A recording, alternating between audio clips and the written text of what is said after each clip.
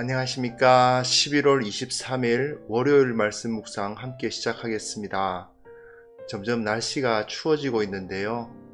말씀으로 하루를 시작하기를 결단하시는 우리 귀한 성도님들 가정에도 주님의 함께 하심으로 말미암아 영육간의 강건함이 온전히 임하기를 늘 기도합니다.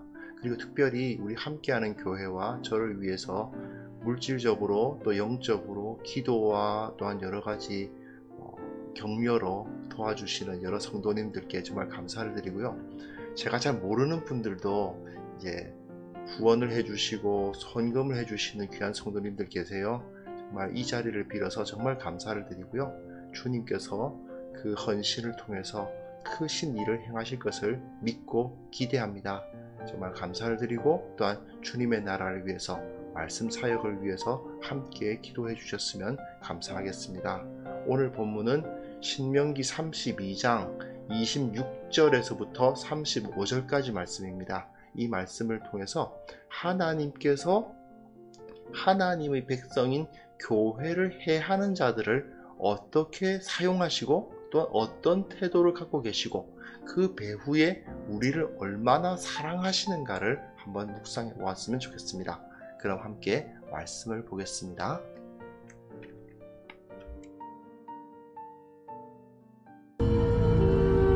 내가 그들을 흩어서 사람들 사이에서 그들에 대한 기억이 끊어지게 하리라 하였으나 혹시 내가 원수를 자극하여 그들의 원수가 잘못 생각할까 걱정하였으니 원수들이 말하기를 우리의 수단이 높으며 여호와가 이 모든 것을 행함이 아니라 할까 염려함이라.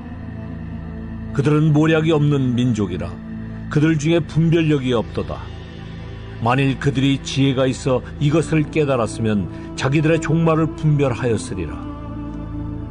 그들의 반석이 그들을 팔지 아니하였고 여호와께서 그들을 내주지 아니하셨더라면 어찌 하나가 천을 쫓으며 둘이 만을 도망가게 하였으리요. 진실로 그들의 반석이 우리의 반석과 같지 아니하니 우리의 원수들이 스스로 판단하도다.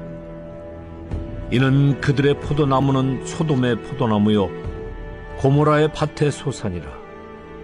그들의 포도는 독이 든 포도이니 그 송이는 쓰며 그들의 포도주는 뱀의 독이요 독사의 맹독이라. 이것이 내게 쌓여 있고 내 곳간에 봉하여 있지 아니한가. 그들이 실족할 그때에 내가 보복하리라. 그들의 환난 날이 가까우니 그들에게 닥칠 그 일이 속히 오리로다.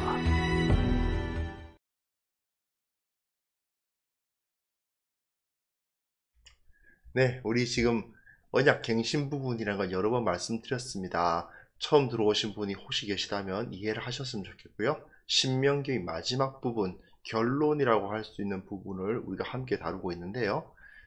특별히 보시면 이제 이 가운데 부분, 제가 A 전체를 이렇게 결론부라고 할 수 있는 29장부터 32장을 이렇게 구분할 수가 있는데 가운데 부분입니다. 가장 중요한 부분이라고 할 수 있죠. 하나님께서 이스라엘에게 대해서 어떤 마음을 품고 계신가를 보여주는 상당히 중요한 부분이고, 그리고 이스라엘이 반역하겠지만 그러나 또한 하나님께서 그 사랑을 거두지는 않으신다 하는 내용이 기록되어 있는 부분입니다. 자, 한번 오늘 본문 한번 살펴보시면요. 우리가 이 부분을 좀 이야기가 좀 흘러가는 것이 다르게 흘러간다는 것을 보실 수 있을 거예요. 다르게 흘러간다는 것이 무슨 소리냐면 어제가 아니죠. 그저께죠. 토요일날. 그래서 토요일날 본문에 보시면 이스라엘이 하나님으로부터 이제 여수룬이라는 이름을 받고 또 나의 아들들과 딸들이라는 이름을 받았음에도 불구하고 그 이름에 합당한 모습을 보이지 않아서 결국 하나님께서 분노를 나타내 보이시는 것을 이제 보았습니다. 어제 본문 우리가 좀 그것에 대해서 관심을 좀 가질 필요가 있어요. 자꾸 어제 본문이라고 그래요. 그저께 본문입니다. 토요일 본문에서 이스라엘이 여수룬, 즉 정직한 자, 의로운 자라는 이름을 받았고 또한 하나님의 아들들, 하나님의 딸들이라는 이름을 받았음에도 불구하고 그에 합당하지 못한 모습을 보이니까 하나님께서 분노하시는 모습을 보았죠. 하지만 그 분노의 배후에 뭐가 있다고 제가 말씀을 드렸는지 혹시 기억하십니까? 하나님의 사랑과 기대가 있는 겁니다. 너무 사랑했고 너무 기대했는데 이 녀석들이 그 기대에, 그 사랑에 응답을 못 해주니까 정말 기대했는데 여수룬이라 불러줬지만 여수룬이란 이름에 전혀 걸맞지가 않고 내 아들이라 내 딸이라 불러주었지만 그에 전혀 걸맞지 않으니까 분노하시고 결국은 이방 민족을 들여다가 그를 치시는 그런 모습이 보였죠. 하지만 그 모두 다 하나님의 사랑이 그 배후에 자리 잡고 있기 때문에 보이시는 반응이었습니다. 제가 어제 그렇게 설명을 드렸는데 그 증거가 바로 오늘 본문이에요. 그저께 제가 이건 하나님의 사랑이다 라고 당당하게 말할 수 있었던 이유는 오늘 본문이 있기 때문이죠. 26절부터 보시면요. 갑자기 하나님의 분노의 방향이 엉뚱한 대로 바뀌는 것을 볼 수 있습니다. 보십시오. 내가 그들을 흩어서, 이 그들은 이스라엘이에요. 이스라엘을 흩어서 사람들 사이에서 그들에게 대한 기억이 끊어지게 하리라. 이게 무슨 소리냐면 아예 이스라엘을 없애버리겠다는 의미시죠. 이스라엘이라는 그 역사 자체가 없어지도록 그렇게 하겠다는 말씀인데 그렇게 할까 했지만 말하자면 무엇입니까? 아버지가 아들을 막 징계다 아주 세게 징계를 합니다. 막 그냥 혼쭐을 내는데 그야말로 다리봉댕이 부러질 정도의 그런 혼을 내면서 저 녀석들을 내가 죽여버리려고 했던데 그런 말입니다.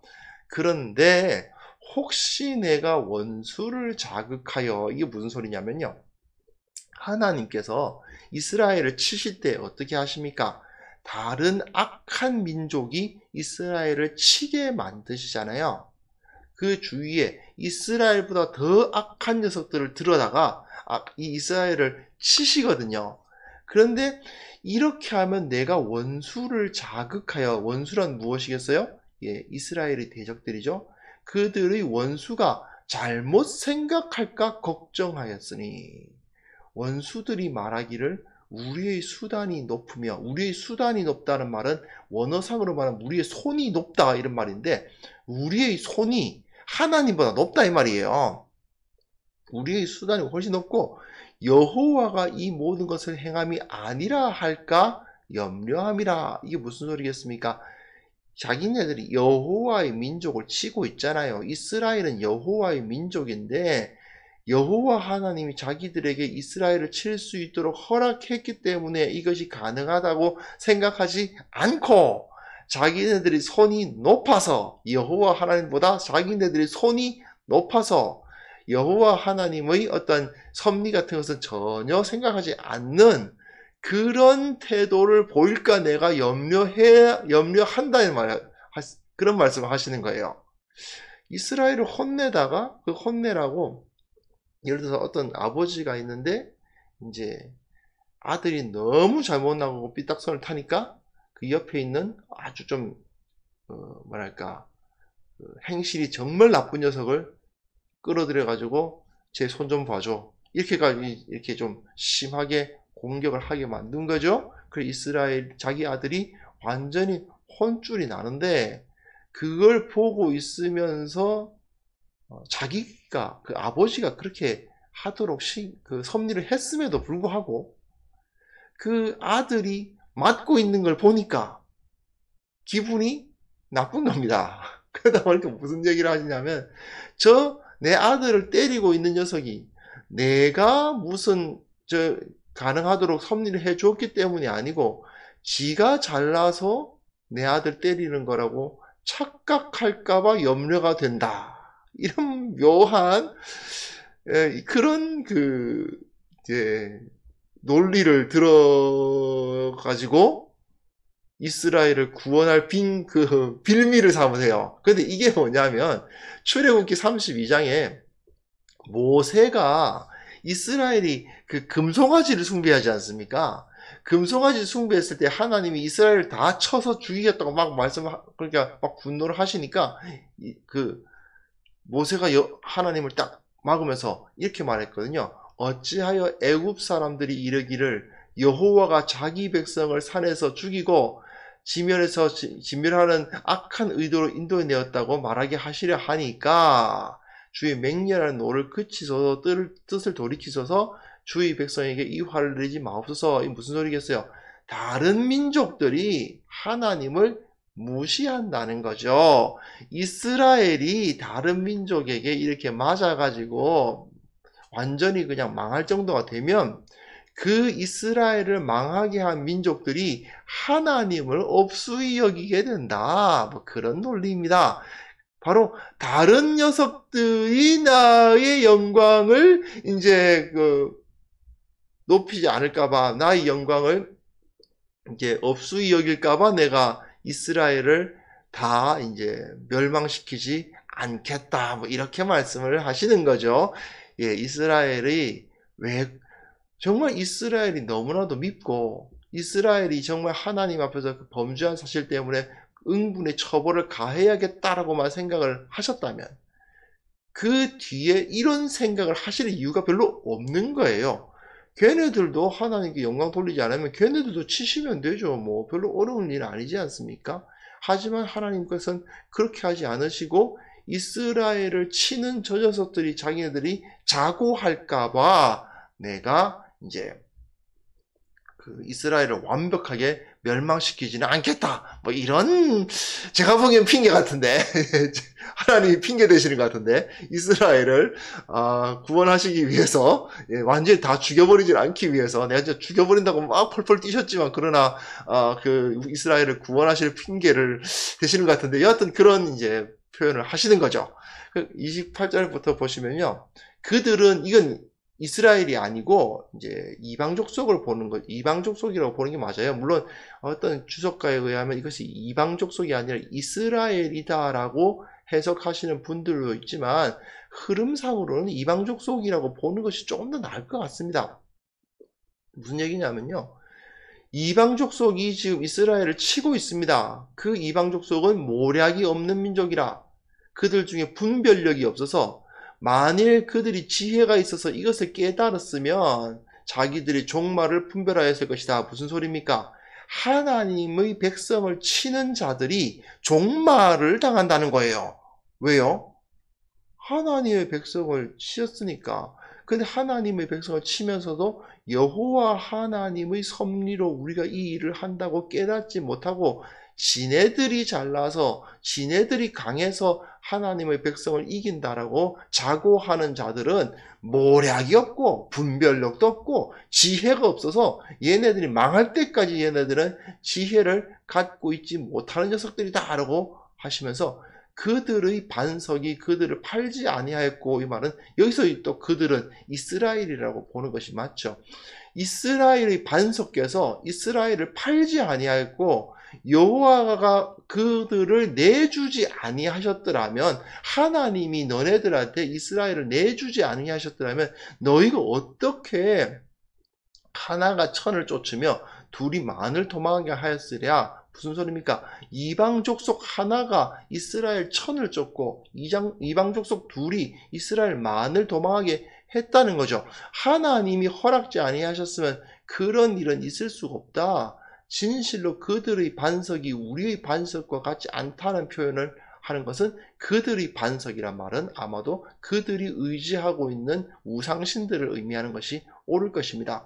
그들의 우상신이 우리의 반석 하나님과 같지 않는데 우리 원수들이 스스로 판단하도다. 이 말의 그 노래가 이 모세의 노래이기 때문에 이런 우리의 이런 표현들이 나오는데요.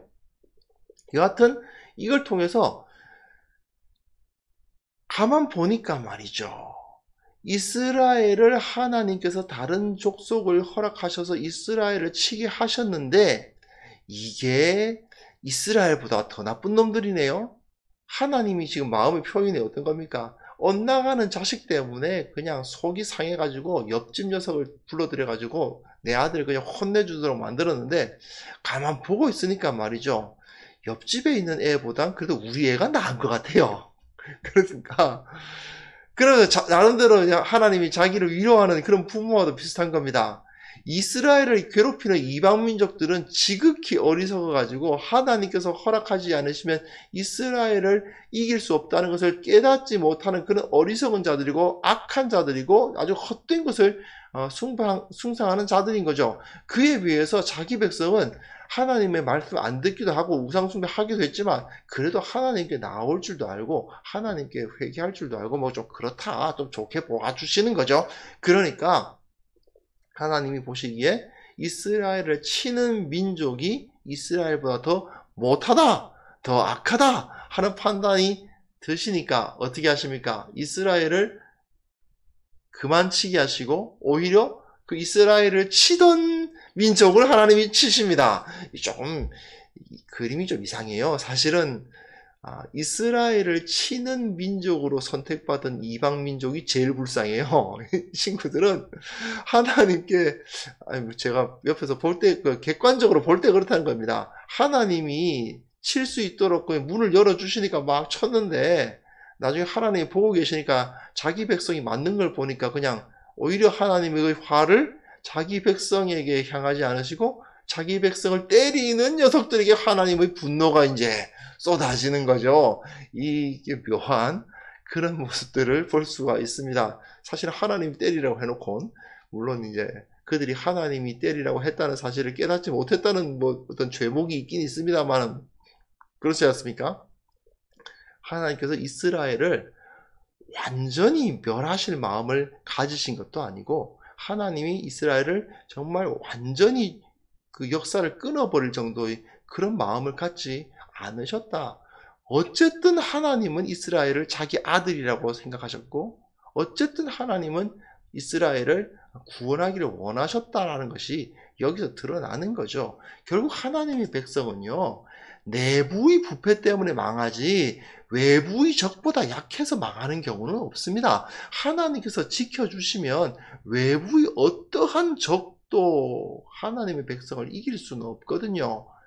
근데 하나님의 백성이 세상에게 패하는 모습을 보이는 이유는 사실은 하나님께서 하나님의 백성을 징계하기 위함이라는 거죠. 이스라엘이 회개하고 돌아오기를 기대하시기 때문에 그런 일을 당하게 하시는 겁니다. 그러나 여기서 중요한 것, 비록 하나님의 섭리에 의해서 하나님의 백성을 치는 역할을 맡았다고는 하나 그들이 악한 마음으로 자고하는 마음으로 하나님의 백성들을 쳤으니 그 이방민족, 즉 세상은 하나님의 심판, 영원한 심판을 피할 수가 없다는 것입니다.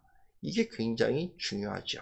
하나님께서는 결국은 하나님의 백성 편을 들게 된다. 결국 자기 아들 편들게 돼 있다 이거예요. 옆집 애들을 옆집 애들 끌어다가 옆집에 좀 불량배들 끌어다가 자기 애들 때리기는 했지만 그러나 하나님이 자기 애들, 자기 자녀들 편을 들지 그 옆집 불량배 편을 드시는 분은 아니라는 것이 여기서 나타나죠. 32절부터 35절 보시면요. 갑자기 자꾸 어제라 그러네요. 그저께 토요일 본문과 금요일 본문에 자기 백성 이스라엘에 대한 분노가 막 표현되었었는데 갑자기 그 분노가 자기 이스라엘을 치는 자들에게 막 쏟아지고 있어요. 그들의 포도나무는 소돔의 포도나무요, 고모라의 밭의 소산이라. 그들의 포도는 독이 든 포도나무, 뱀이란 거죠. 그들의 포도주는 뱀의 독이요, 독사의 맹독이라. 이러면서 갑자기 그 분노가, 이스라엘에게 대한 분노가 갑자기 이스라엘을 때리던 녀석들을 향하면서 그들을 하나님께서 보복하실 것이다. 그들이 실족할 그때에 내가 보복하리라. 그들의 환난 날이 가까웠다. 그들에게 닥친 그 일이 속히 오리라. 그런 말씀을 통해서 이스라엘을 치는 데 사용하셨던 이방 민족을 저주하시고 심판하시는데 그리고 끝이에요. 구원은 없습니다. 이 자들은 그냥 구원이 없는 겁니다. 하나님의 백성을 징계하기 위해서 하나님의 손에 들려지는 자들이 영원한 저주를 받습니다. 얘네들이 제일 불쌍하네요. 그죠? 하지만 여하튼 하나님께서 걔네들이 뭐 하나님을 뭐 섬겨서 그렇게 구원 못 받는 게 아니고 악한 마음을 품고 한 거니까 그렇게 영원한 징계를 당하는 것이 마땅한 거죠. 여하튼 이런 모습을 통해서 하나님께서는 절대로 자기 백성을 버리지 않으신다 하는 것을 확인할 수 있어요. 이스라엘이 가나안 땅을 쳐들어갈 때와 이 이스라엘을 다른 족속이 쳐들어갈 때의 차이는, 이스라엘은 하나님께서 우리에게 이 일을 허락하신다라고 그 사명을 알고 쳐들어갔지만 다른 민족들은 그게 없죠. 하나님이 우리에게 이 일을 하게 했다는 사명감 같은 건 없습니다. 결국 자기의 그 이기적인 욕망을 가지고 이스라엘을 쳤기 때문에 결국은 하나님께서 저들을 마지막으로 징계하시는 일이 벌어질 겁니다. 자, 오늘 본문을 보시면요, 결국 하나님의 백성인 교회를 공격하는 자들이 어떤 최후를 맞이하게 될 것인가, 그걸 보여주는 거 아니겠습니까? 하나님의 백성, 하나님의 그 섭리하셔서 하나님의 백성을 치게 하셨지만 결국 자기 백성을 치는 녀석들은 영원히 망합니다. 결국 이거는 그들에 대한 진노의 선언이지만 좀 뒤집어 보면 자기 백성을 하나님께서 얼마나 사랑하시는가를 보여주는 증거가 되는 거죠. 물론 이제 하나님이 범죄한 자기 아들들에 대해서 그냥 내버려 두시지는 않습니다. 진노하시고 벌하시고 막 그야말로 심하게 치시죠. 혼쭐을 제대로 내십니다. 하지만 아무리 자기 백성이 패역하고 다른 길로 가더라도 끝까지 사랑하시고 지키시는 분이 바로 하나님이십니다. 물론 그렇다고 우리가 안심할 건 아닙니다. 중간에 그 징계하시는 수위가 상당히 높아요. 야곱이 자기 아버지와 자기 아버지와 형을 속이고 그래서 범죄했죠. 거짓말로 범죄했는데 그 범죄하는 행위 때문에 어떤 일을 당했던가 한번 생각을 해보세요. 그 땅에서 쫓겨나가지고 20년을 그 외삼촌 라반의 집에서 자기보다 더 심한 사기꾼, 자기도 사기꾼이지만 자기보다 더 심한 사기꾼인 라반 집에 가가지고 혼쭐이 나고 그야말로 죽을 고생을 해가지고 겨우 다시 자기 그 재산을 만들어 나오지 않습니까? 그 재산 만들어 와서 어떻게 해요? 자기 형 다시 만나죠. 어떻게 합니까? 그야말로 거금을 다시 형에게 바쳐요. 자, 아버지의 유산은 야곱이 한 푼도 못 받았습니다. 형이 다 가졌어요. 자기가 그 거짓말함으로 인해서 자기도 장자가 돼가지고 아버지 유산을 더 많이 받으려고 거짓말한 거 아닙니까? 그런데 거짓말 해가지고 자기가 장자의 축복 받는 바람에 그 거짓말을 통해서 얻은 건 하나도 없어요. 쫓겨나가지고 20년 동안 죽을 고생하고 자수성가해가지고 돌아왔는데 자기가 직접 벌어온 그 재물의 상당히 거대한 액수를 다시 에서에게 갖다 바칩니다. 그뿐 아니죠. 하나님을 이제 중간에 만나가지고 나를 구원해 주십시오. 뭐 나를 이제 붙들어 주십시오. 뭐 이렇게 막 이제 하니까 결국 어떻게 됩니까? 다리 하나 절게 되잖아요. 이 환도뼈가 위골돼가지고 다리를 쩔뚝쩔뚝 절게 되죠. 예, 다리 몽댕이 부러진다는 말이 진짜 맞지 않습니까? 혼쭐이 나가지고 자기 그 언약의 땅으로 돌아오는 걸 볼 수 있죠. 그러나 하나님은 그래도 야곱을 사랑하신 거거든요. 예, 그게 바로 하나님께서 자기 백성을 사랑하시는 모습이고 끝까지 그 구원의 자리로 이끄시는 모습입니다. 심판과 저주의 메시지가 계속 이어지고 있지만 그 가운데 하나님께서 우리를 얼마나 사랑하시는가가 또한 분명하게 드러나고 있습니다. 물론 우리가 함부로 내가 지금 어려움을 겪고 있는 것이 하나님의 징계를 당하는 것이다, 뭐 이렇게 말하는 거는 좀 굉장히 좀 주제 넘은 짓이에요. 내가 어려움 당하는 것이 하나님께서 주시는 건지 아니면 나의 죄악으로 인해서 어쩔 수 없이 나타난 결과인 건지 그건 아무도 모르는 거예요. 쉽게 그런 말 할 수는 없습니다. 하지만 분명한 것은 우리가 어려운 일 당하더라도 하나님께 부르짖다 보면은 내가 왜 이런 일을 당했는지를 깨닫게 되고요. 또 내가 하나님 앞에 어떤 죄를 저질렀는지 깨닫게 되는 경우가 있습니다. 그랬을 때에 오히려 내가 당하는 이 어려움이 하나님의 선물임을, 위장된 선물이라 그러죠. 선물 아닌 것 같고 나를 치시는 어떤 재앙인 것 같지만 사실은 재앙인 줄 알았는데 받아보니 은혜였다라고 깨닫게 되는 일들이 벌어질 수가 있습니다. 어려움과 고통을 당하고 있지만 그 가운데에서 하나님께서 베푸시는 사랑을 체험할 수 있어야 되겠습니다. 지금 각자 지금 이 함께 하시는 분들 중에서 어떤 마음을 갖고 계신지, 어떤 상황에 있는지 제가 다 알 수 없습니다만은 이 코로나 상황도 그렇고 여러 가지 힘든 일들이 많죠. 그런 일들이 왜 생겼을까?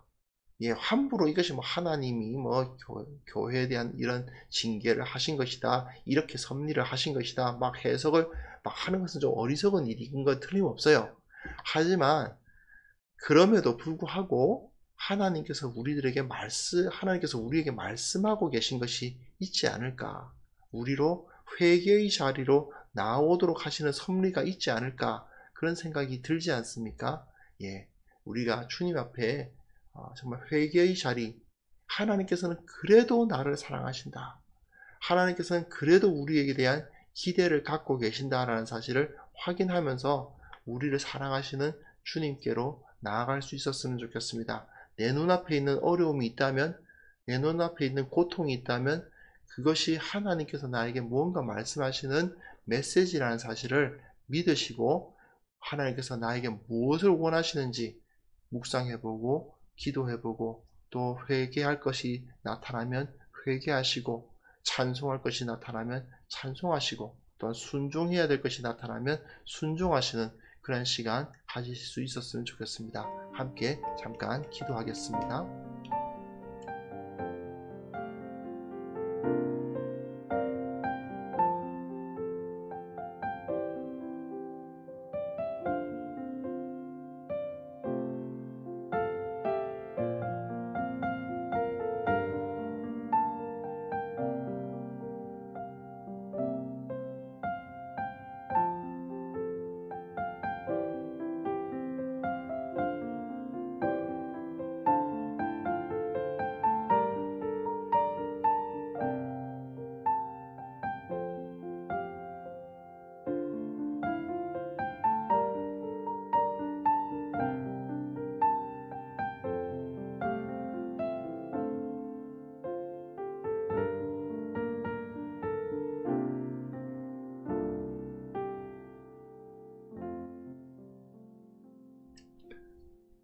하나님 아버지, 우리가 지금 당장의 고난을 당하고 있지만 주님께서는 우리를 사랑하시고 우리를 지키신다는 사실을 확신하게 하여 주옵소서.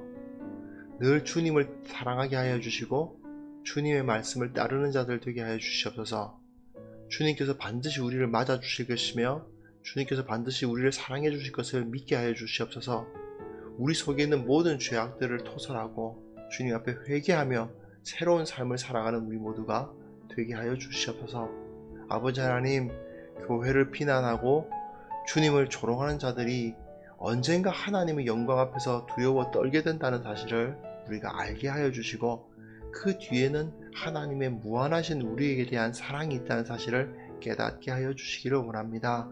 우리가 주님을 더욱더 사랑하고 우리가 주님께 더욱더 가까이 나아갈 수 있도록 주님, 우리와 함께 하여 주시옵소서. 하나님 아버지, 오늘 하루를 그리고 이번 한 주를 주님 앞에 의탁합니다.